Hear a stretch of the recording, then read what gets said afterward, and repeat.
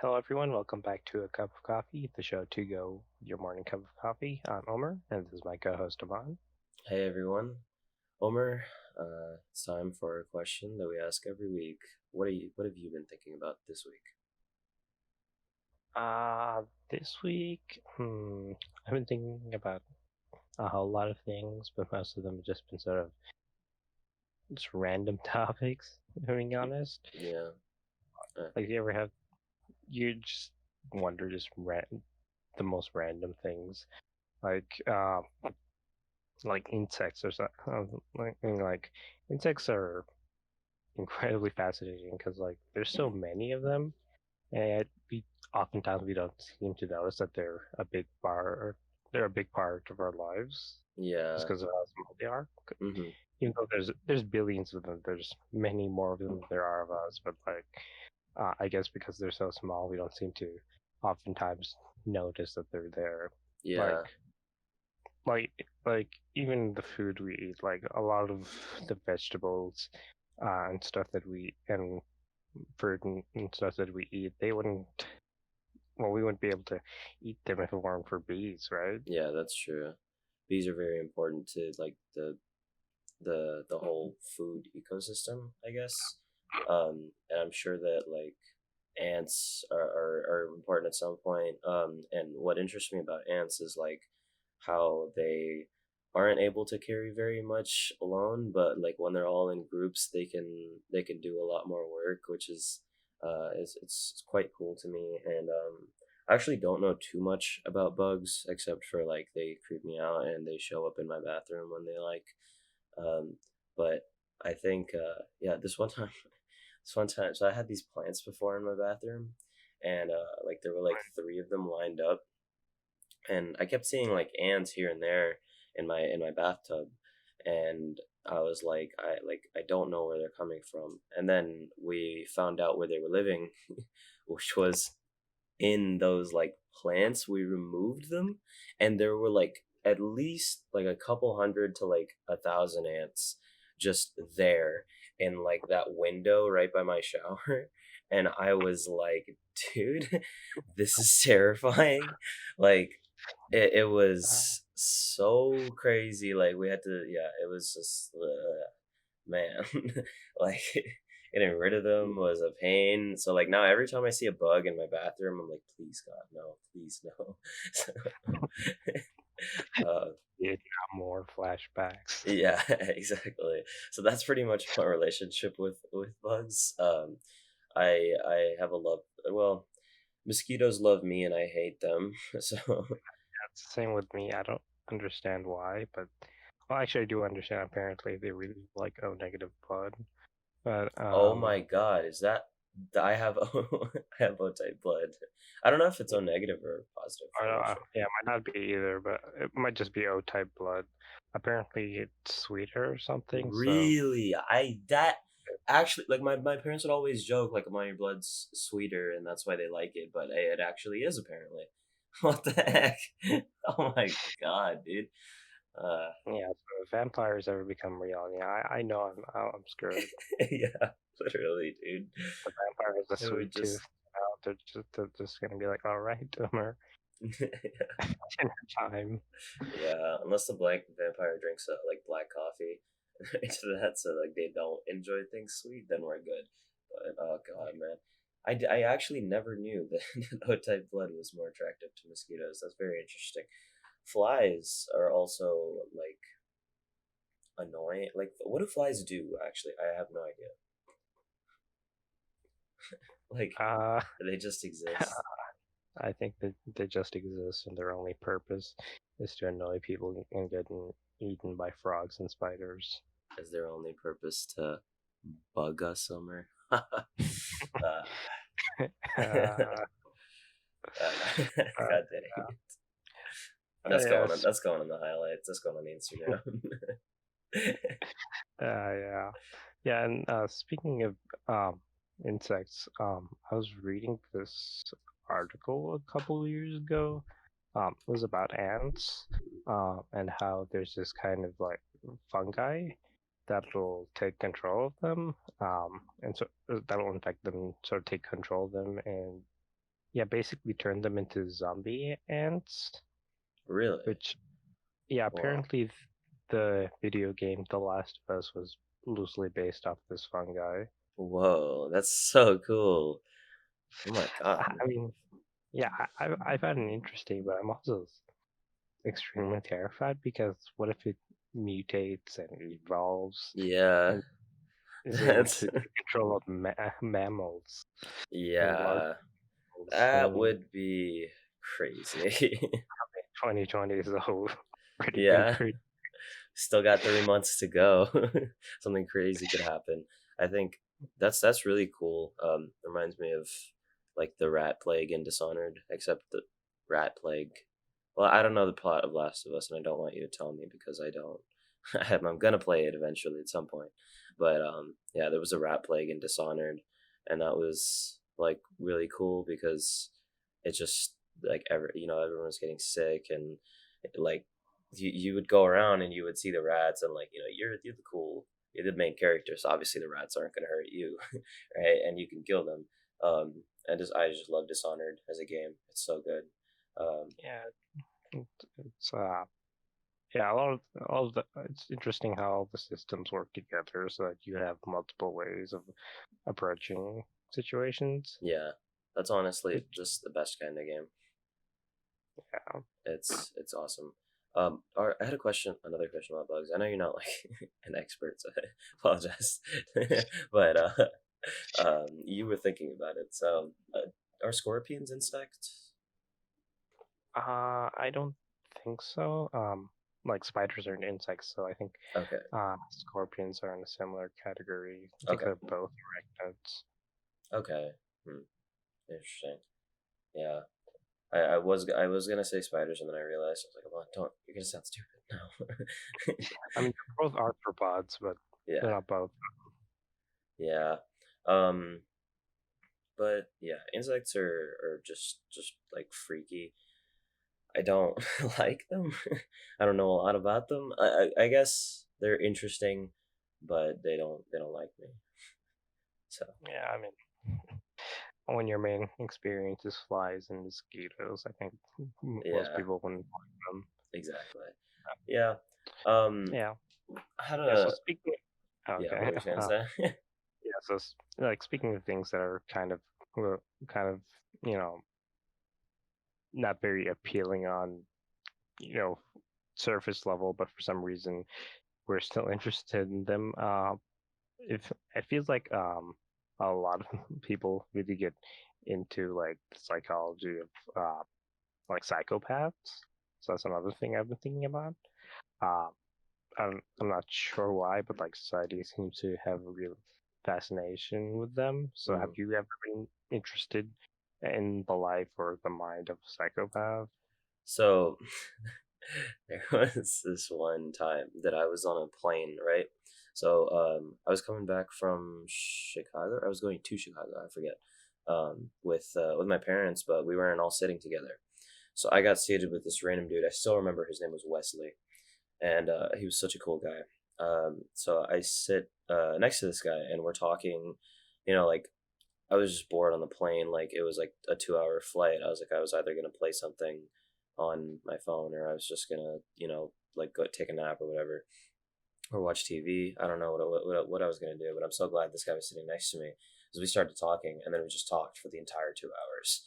Right. So I'm talking to this guy and he's, we talked about like it was right before my first time playing D&D. So I was like, oh dude, like he was like, oh, what are you interested in? And I was like, well, I mean, I'm playing Dungeons and Dragons tomorrow with my friends for the first time, so I'm pretty excited about that. And so he told me about Warhammer and everything that he was interested. He was like, don't get interested in Warhammer. it's it's really bad.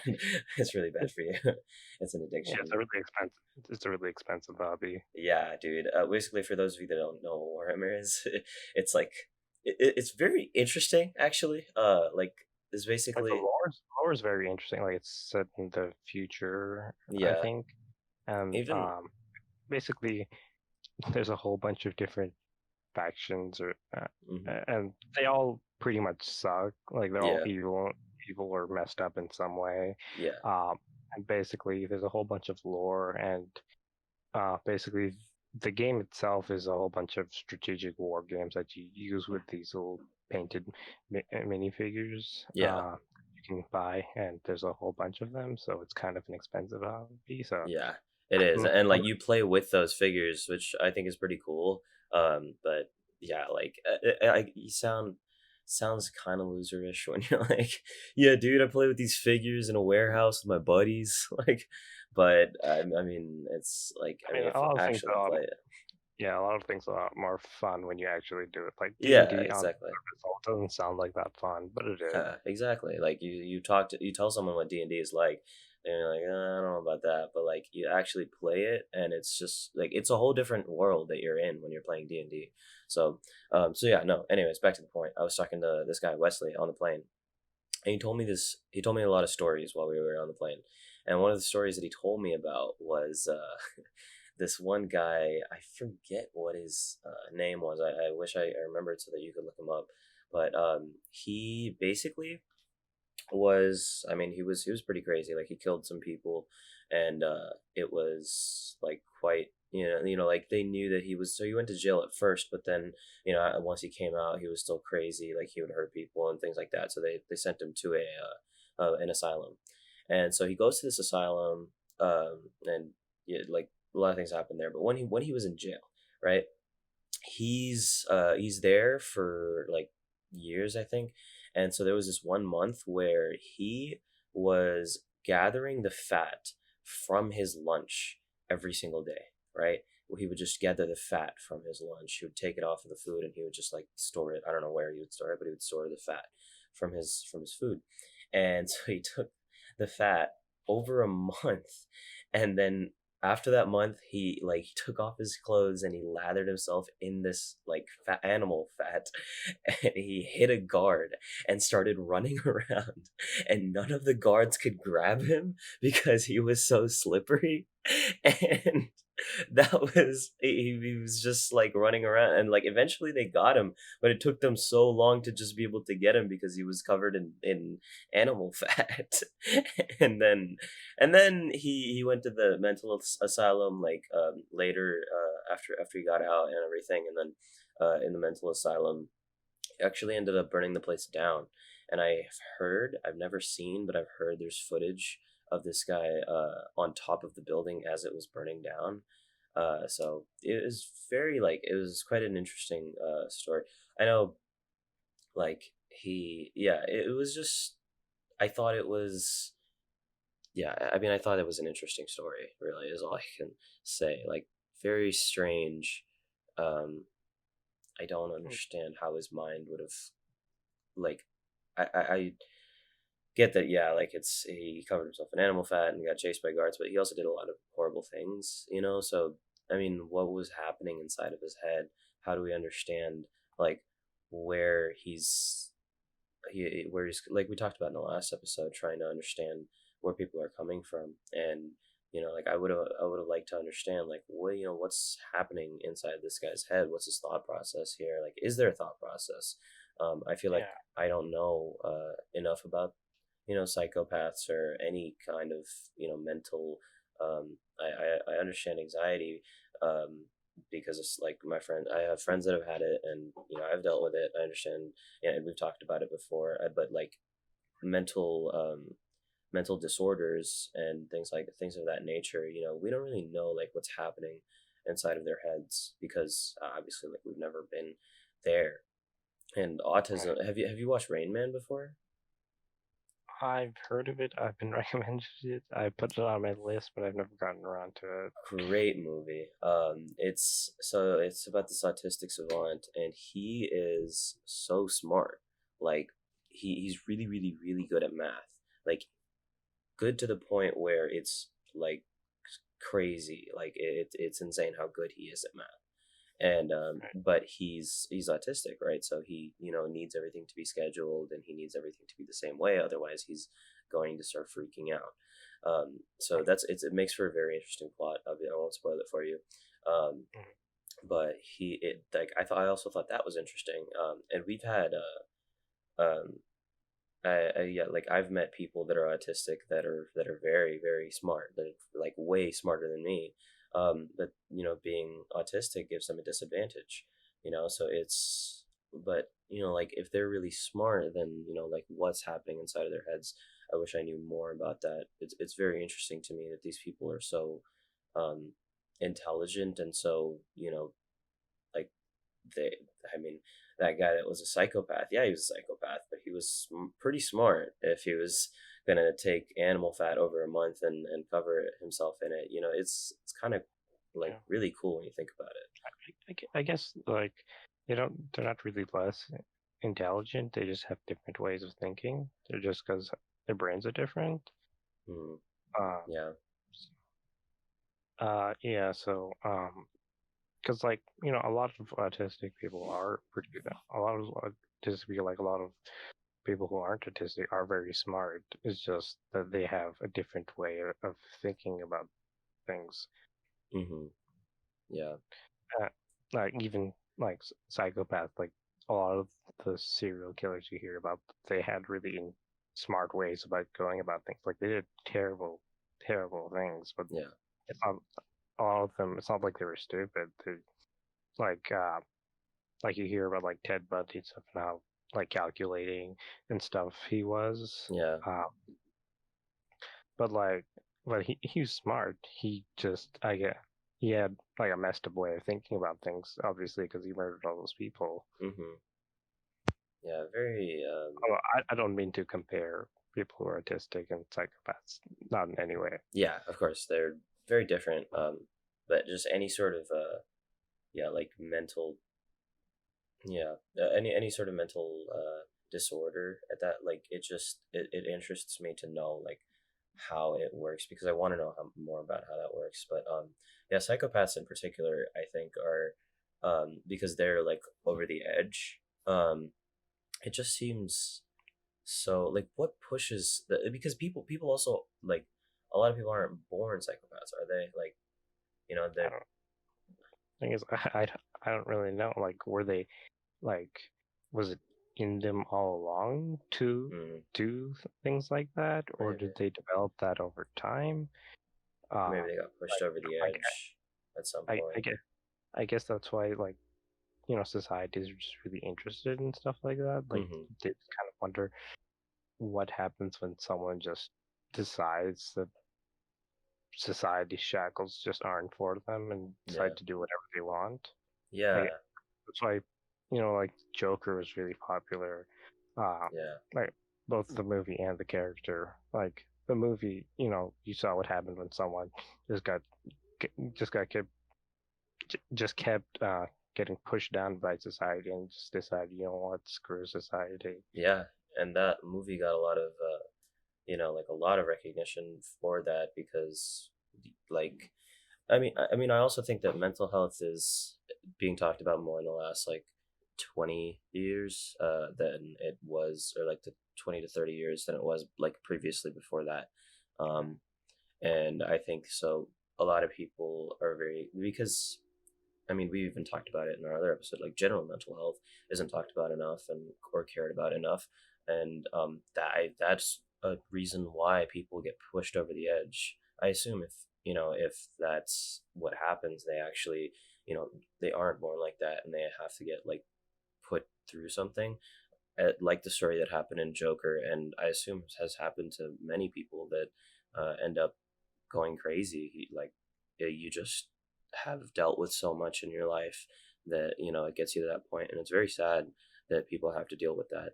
Um, so just like the way that they think, I wish I could understand that. I wish all of us could understand that a lot more, so that we can get like understand better how to help them because right like especially when these people would show up, like if they showed up 50 years ago, 50, 60 years ago, if there was a psychopath immediately just thrown in the even people that weren't that severe like or dangerous, they would be thrown in an asylum and have to live there, and things would suck for them. They would get thrown in jail even before that, right? um, Right. so it's good that we know more about it now, but we still don't understand exactly what's happening inside their heads, their decision making process. Um, I assume that it has something to do with the fact that they can't like they don't I mean, we do it all the time. We don't think before we speak, but they don't think before they act. A lot of the time they act on impulse, I assume. It seems like. So if I would have to guess, I would say that it's something to do with that, because I know that for generally speaking, your I believe it's your amygdala in your brain that, like, always when something happens, it wants to react instantly, and your prefrontal cortex is always the one, like, if someone were to say something provocative to me, then my amygdala would say, like, yo, like, say something back, right? But if I sit and take a deep breath, just before I say something and think before I speak, then my prefrontal cortex has time to, like, calm myself down, and then I can give a more eloquent response. So that thought process is how it generally goes. I don't know how that would be affected if you've been pushed over the edge, if you would still have that conversation and then realize that, no, it's still worth it for me to do this, to make what we would see as the wrong decision, or if they just don't have that conversation in their head at all. Yeah, I guess a lot. Like you said, we've made like a whole bunch of strides in mental health, but like we still like access to the stigma is still there, and access to mental health resources still aren't available for everyone. So like all the times, like maybe you just wonder if maybe people like that can be helped before they end up doing anything if they had the resources available. Yeah, well, Anyway, I think that is all we have time for our segment. We will be shortly joined by our guest. Yeah, let's cue the musical transition.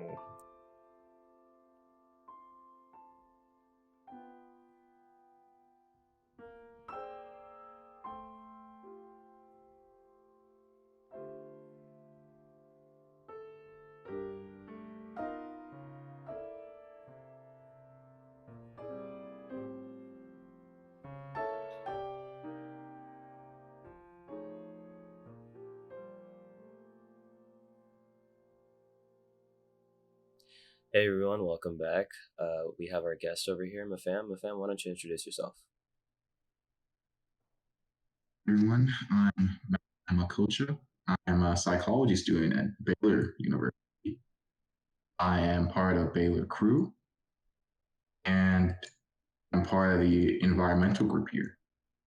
All right, that's Really amazing. cool. Yeah, awesome stuff. So, when I asked you for topics, that was very interesting. We got a lot of cool stuff that you're interested in. We'll get to that in a little bit. But first, I just want to get to know some general things, because we've only met, like, what I think in like the last few months over Discord. So I do have some questions. We'll start with one, like, that we always love to ask our guests. What are you a big nerd about? I'm a big nerd about psychopathology, which is just a normal term for psychology behind mental disorders and finding reasoning for why it happens. Okay. So how I got into that was around like school. I think because of certain people I know, that's what caused it. Okay. Just like being interested in psychology. Okay, that's really cool. Do you like, so when it comes to so I don't know, I'm not like very well versed on the topic of psychopathology. So is that mostly are people that are considered psychopaths, are they generally like way over the top, or is it just a general type of mental disorder? Like, where does it range on the spectrum of mental disorders? Can it be like minor, or like to the if you are considered a psychopath, is it already like a major issue that you need to be put in an asylum for, or can they be walking amongst us and be completely fine in society at that point? So there's a spectrum, like every disorder. Like some cases are more mild than others.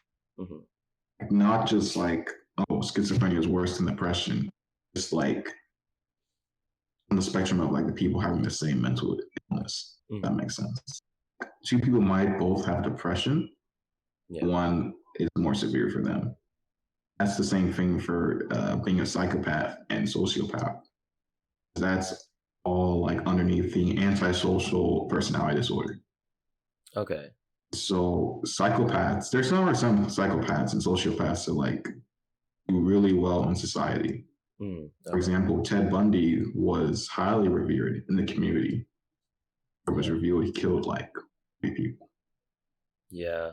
So I mean, yeah, like he could function, completely fine, and like he could hide it, and at the same time, like he still did terrible things. So that's really interesting. So Yeah. So yeah, Ted Bundy is one of many, I guess, psychopaths or sociopaths that I think like society as a whole really found interesting. So why? So my question is, why do you think society seems to find psychopaths and sociopaths so interesting? Like they make movies and documentaries about them, and some people even weirdly fantasize about them. So why is society so interested in people like that?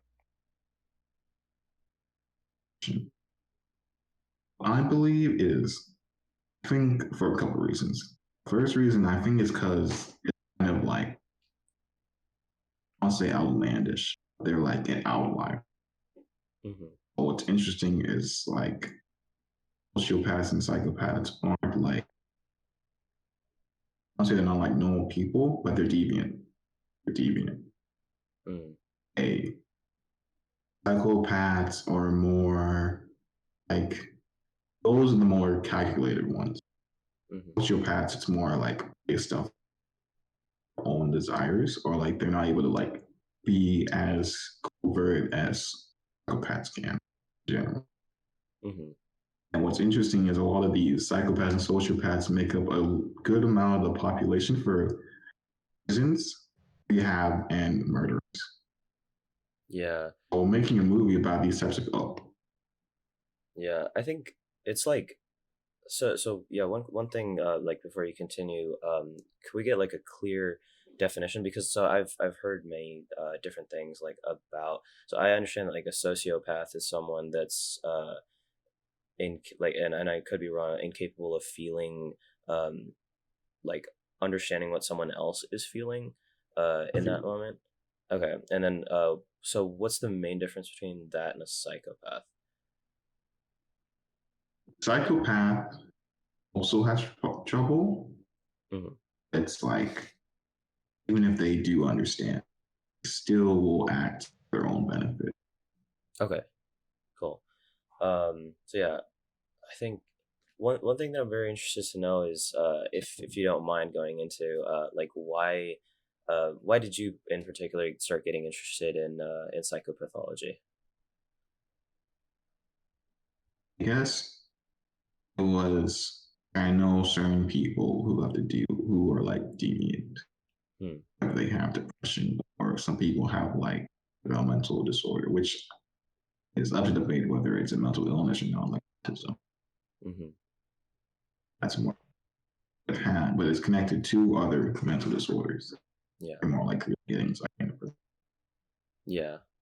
Very interesting. And I mean, before we were talking about Joker and how that displayed psychopathology and like a lot of mental disorders very well, and that's why it was so highly revered as a movie and a lot of people liked it. But the people that didn't really understand why it was about that would see that movie and think, like I have met people that saw that and they were like, I don't know why you make a movie about this. So there are people that are just like not even just not interested, but they don't even care at that point, like, well, like this is something that like we don't talk about, we don't bring this up. But I think and we talked about this a little bit earlier, was it's important to understand where these people are coming from if we really want to be able to help them. And so what do you think is like, I understand that we've made a like pretty decent advances in the last 20 to 30 years.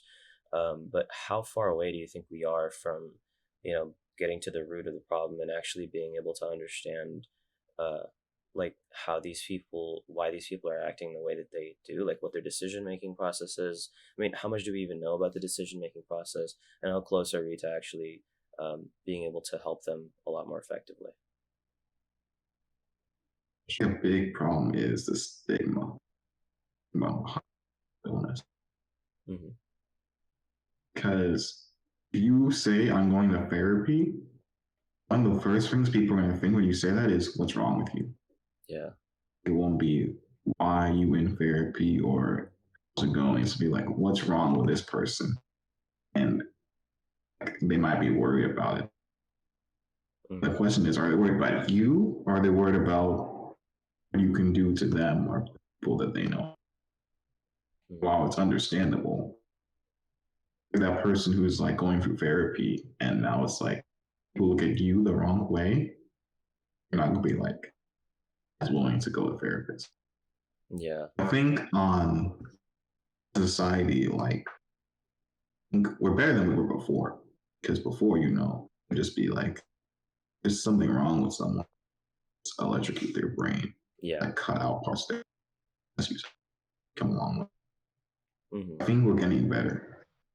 Like, there's still stigma, but it's not as much.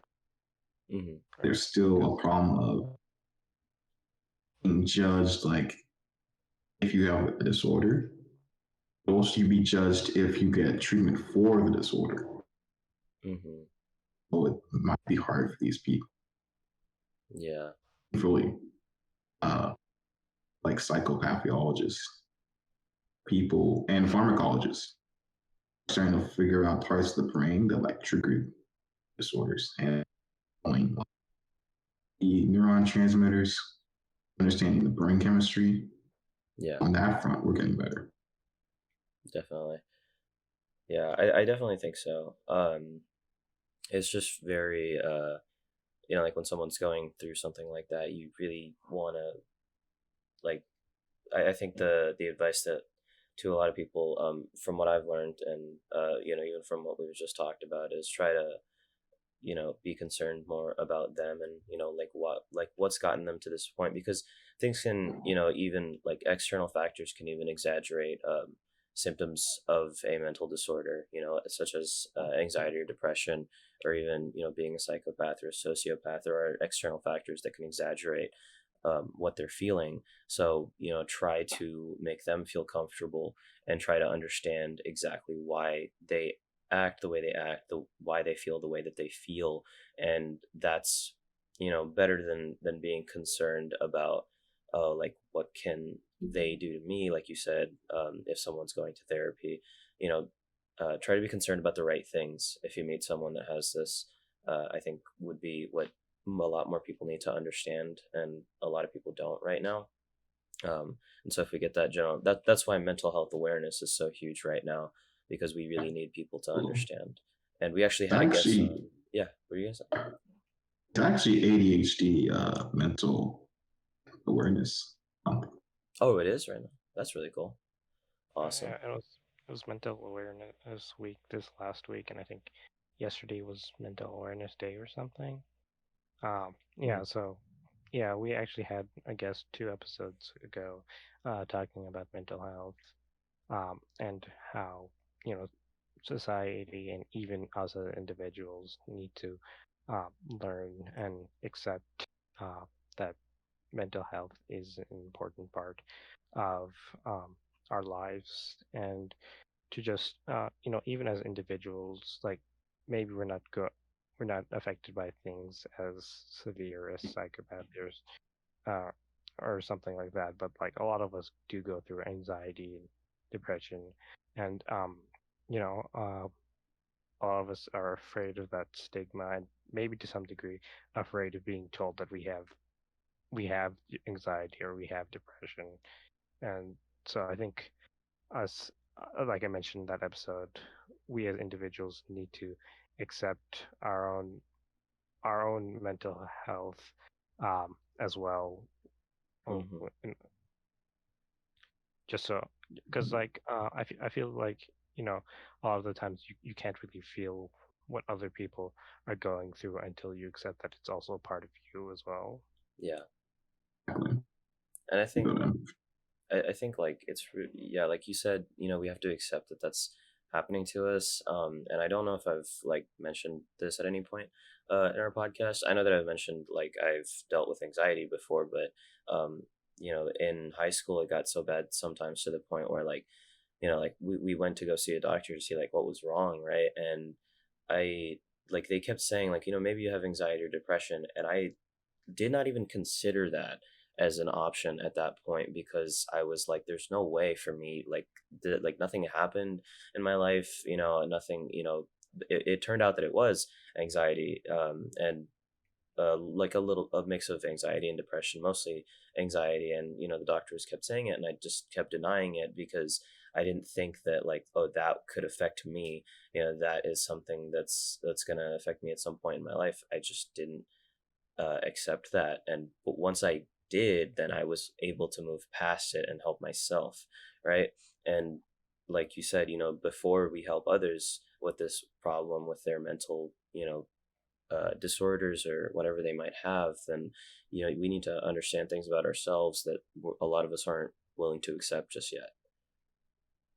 So very interesting. I also had, so another thing that you mentioned that you were interested in that I don't have very much knowledge of, so I'm excited to learn about from you, is it was entomology. Yeah. So, okay, first I want to know, like, what got you interested into entomology? A very out there subject, which for those of you that didn't know what this meant, because I didn't either before I Googled it, it's the study of insects. So, Mafam, what got you interested in the subject? Well, I was a weird kid. I'm many different now. Anyway, We all I started the will podcast, so exactly. clearly we were weird children. Yeah. We were pretty weird. We were all deviant. Yeah. Maybe we're all Anyway, deviant in our own way. Yeah. So, what got you into it? I went through the typical like Dr. Seuss stuff and stuff like that, and like dad actually pushed for me to like read early. Mm-hmm. So I was reading like those third grade books when I was like, it's not like a big jump. I mean, just do that. There was one day in second grade, I read some of those like more like simple books. I was in first grade about like insects and stuff like that because I just went to the library a lot. Mm-hmm. It was second grade, I think, first or second, when I saw like this book about tarantulas, which are not insects. Those are arachnids. Yeah. It was like, I was just so fascinated by it. It's like this book that had this big picture of like, I think it was Goliath spider, which is, for context, it says, here's a dinner plate, this spider. Mm-hmm. And it's known for like eating small birds, like frogs and stuff.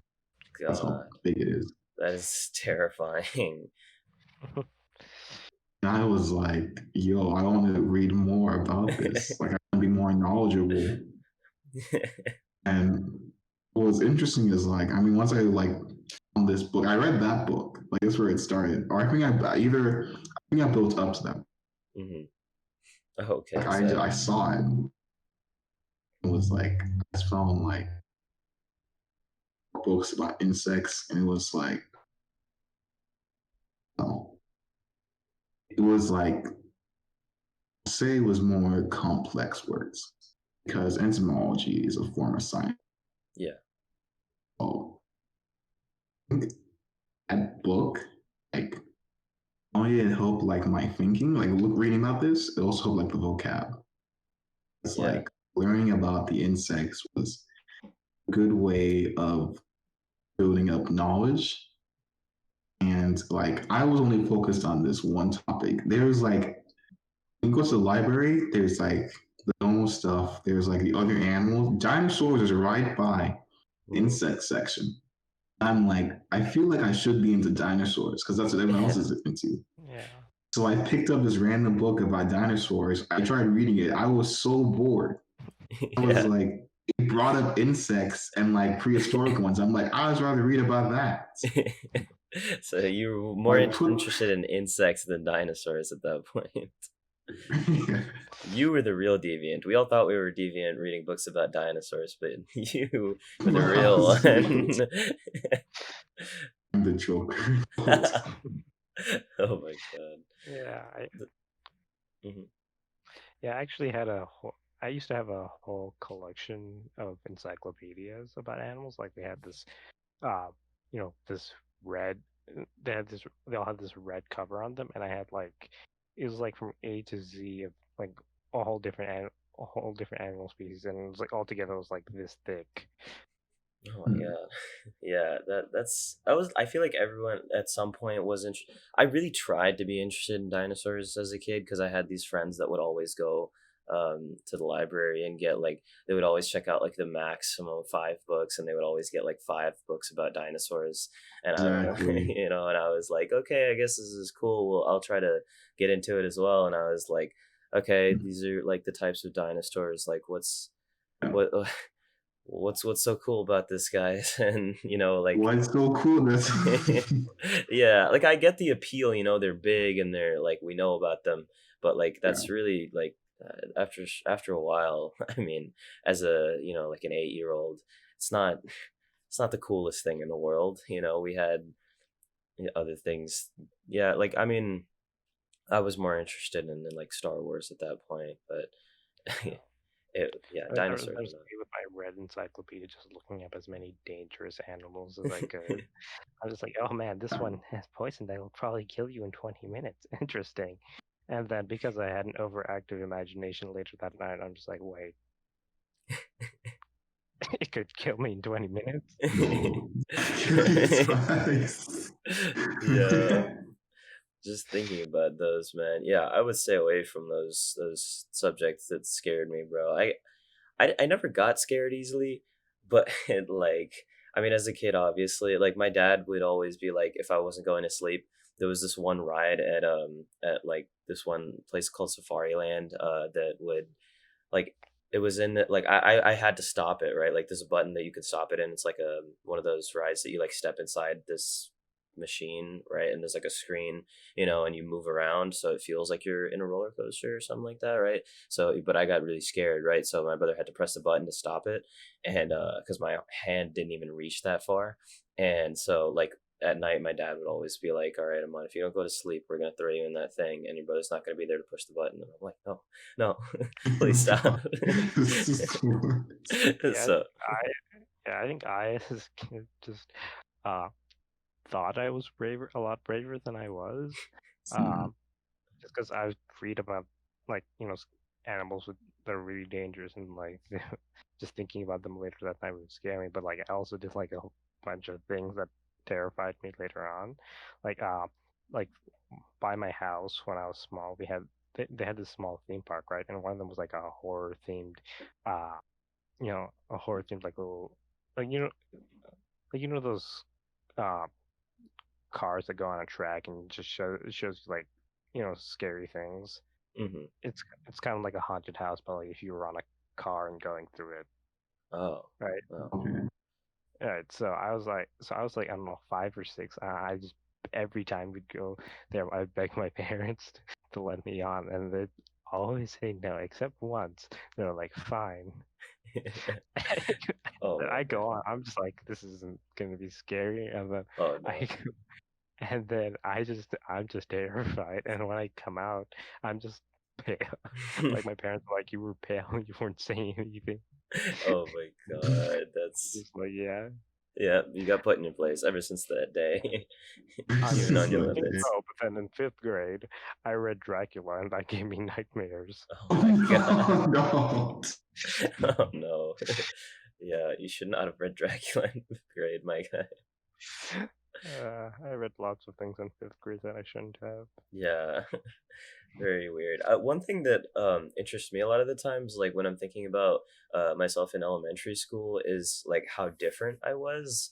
Because sometimes I feel Mm. like, when I was a kid, I was a lot more. It was easier for me to be outgoing, and now, like when I got older, like especially when I got into like high school, I don't know if it was me or if this happens to a lot of people. I feel like it happens to a lot of different people where like you get older and then you start to close yourself off a bit more. I feel like that happened to me for a couple of years, and then coming out of it, I started to like try and be more outgoing, and it was just, it felt weird at first, but then I would think of myself when I was a kid, and I was like, dude, when I was like, I was so, you know, I was always the weird kid that would always be like okay with being out there.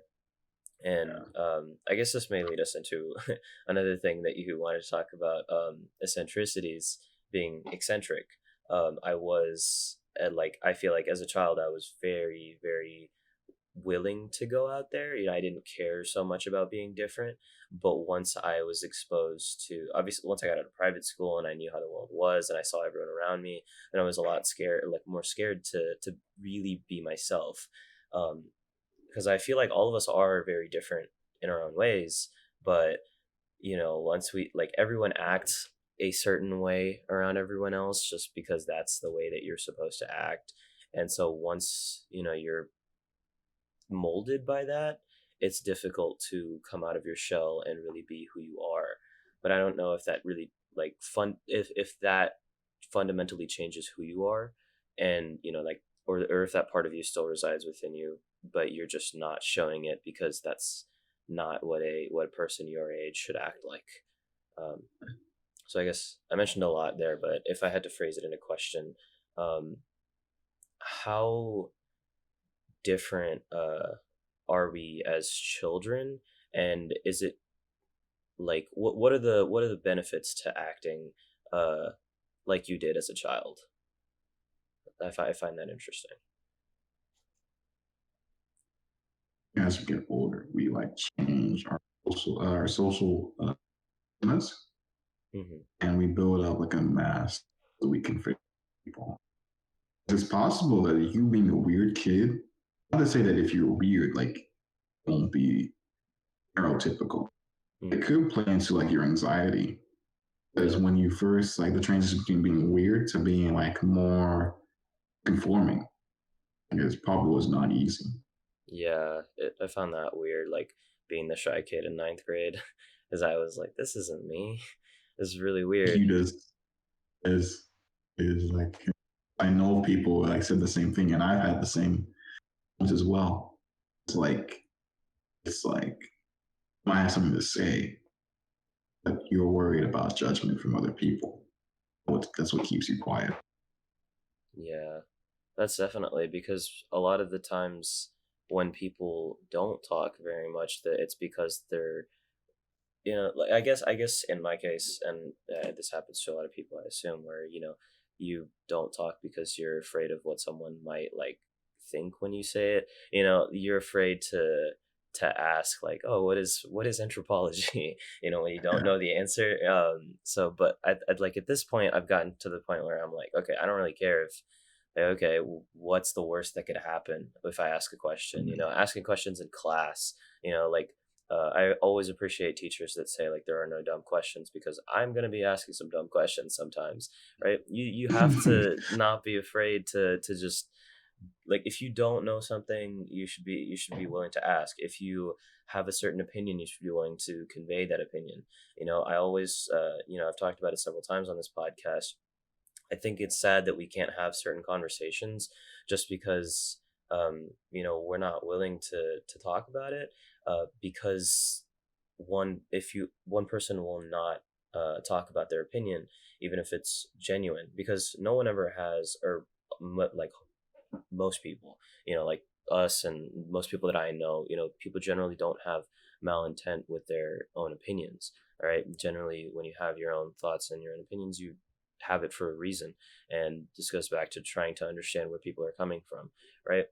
When people don't feel like others are trying to understand where they're coming from, when people don't know that, like, my weirdness, my outgoingness is going to be accepted, then they close themselves off, and they generally just don't want to talk about it. And that leads us to not being able to have the conversations that are necessary to actually bring up change in certain areas, which is why, like, we're not, like, we are advancing in a lot of areas scientifically, but at its core, people like the fact that we still need to raise awareness for mental health, and people aren't able to understand it. If someone has a mental disorder, you shouldn't be concerned about yourself, or you shouldn't be concerned about like this, if the system is doing a good job or not.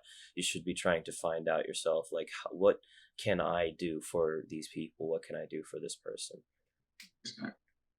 So, or what do you think?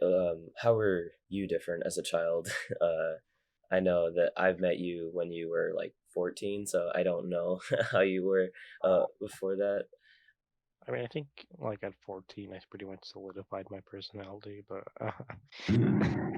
Yeah. but I think I was probably, I think I still was shy for most of, I guess, what you'd consider my childhood, just because I don't know. I think like as soon as I got to like the numbers part of school, like Mm, the grades, yeah. like you're more encouraged to be quiet. Mm, Um, you know, don't talk in class, stuff like that.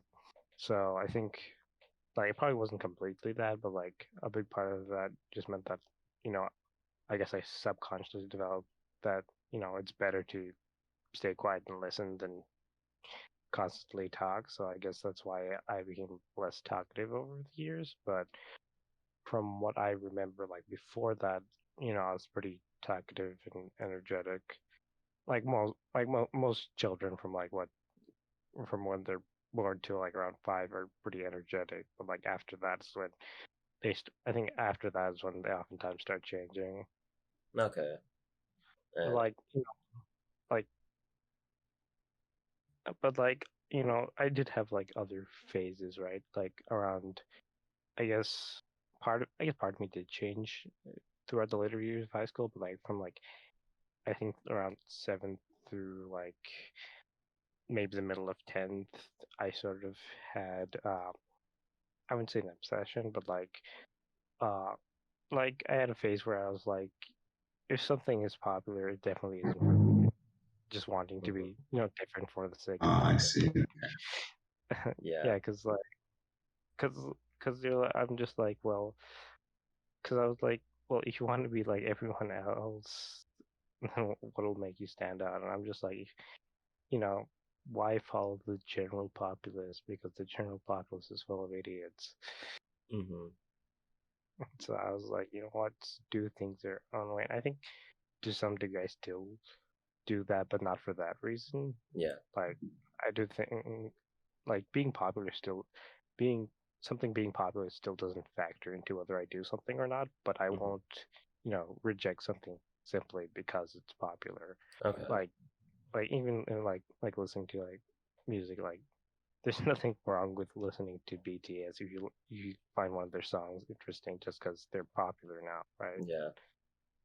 So Yeah, definitely. I think and I do want to know, Mafam, like what, before we move on a little bit further into this, like how different were you as a child? Like what was the I guess for me it was a transition point. For Omar it was a solidification. What was that point for you when your personality either changed or solidified or whatever else happened uh, in your transition from childhood to where you are now? I think I was already weary by the time that I was like reading books about insects. Yeah. I was reading like this detailed analysis of how a trapdoor spider works. It's like watching ants. Like I would watch anthill as a kid. It's like watch what they would do. Like there's that way. I guess it's just like also just like you. That's more. Hmm. I think like my like outlandish behavior always showed me because people would like usually call me weird as a kid. Yeah.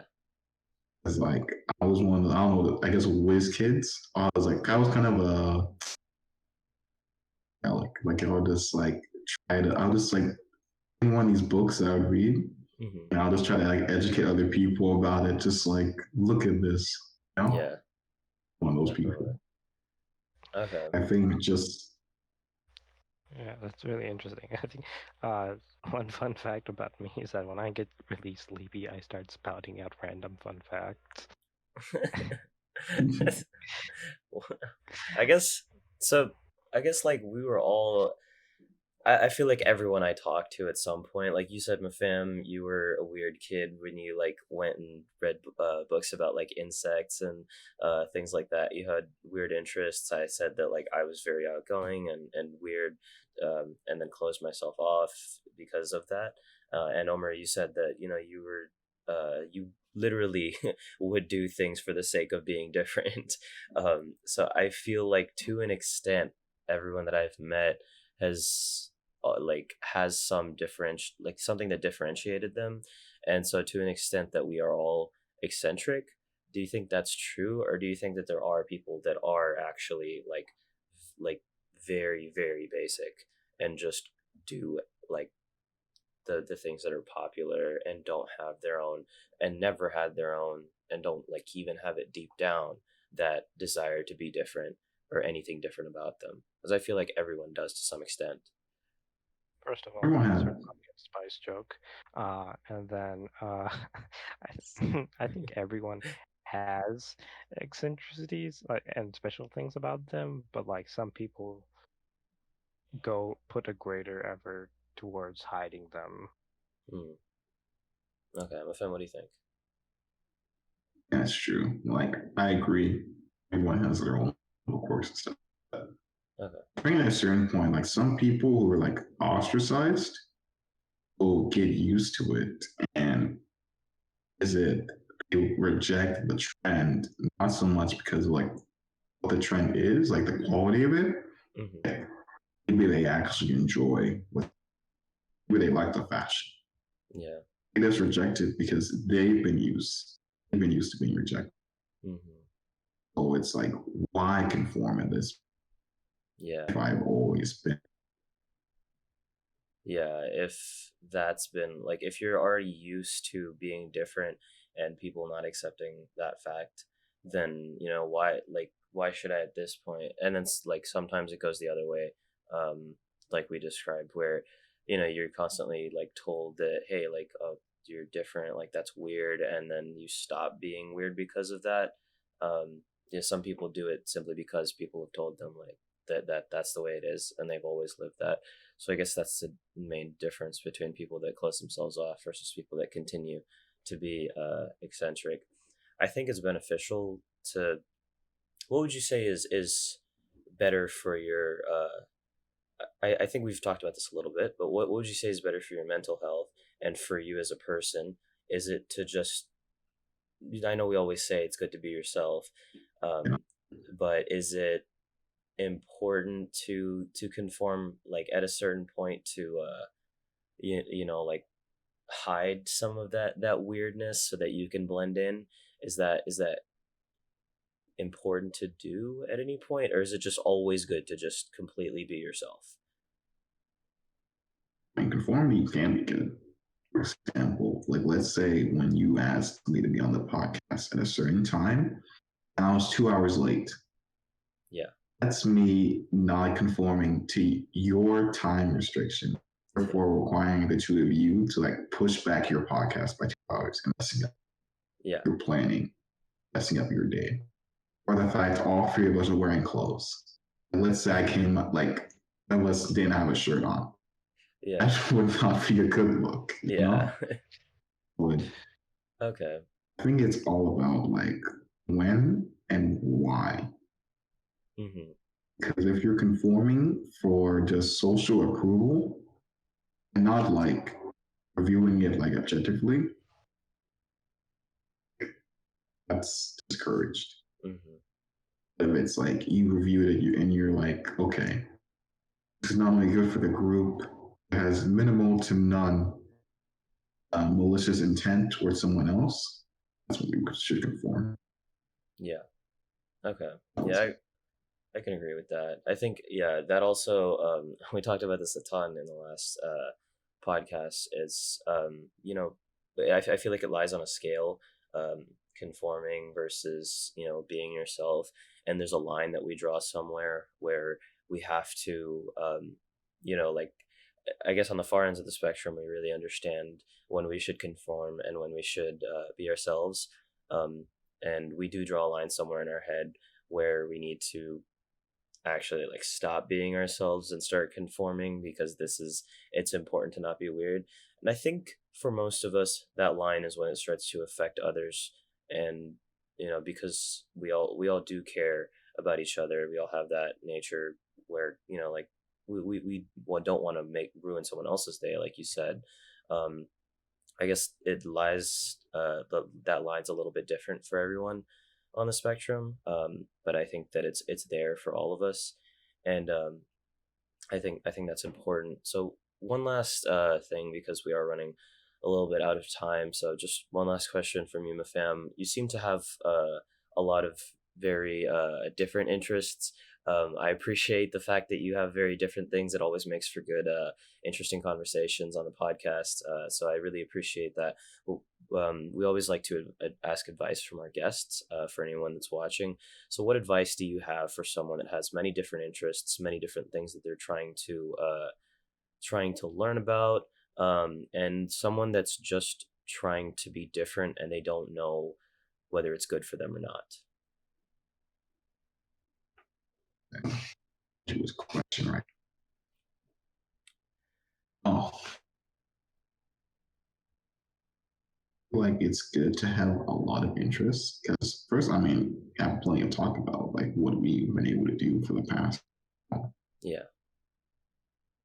But I feel like you should focus in and make it like your or find it like what you're most interested in, your passion, like that. Mm-hmm. Because I mean, as a kid, I was in entomology.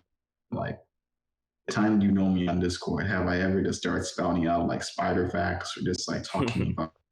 No, I wish you have, but you haven't. At Yeah. a certain point, I was like, "This is interesting."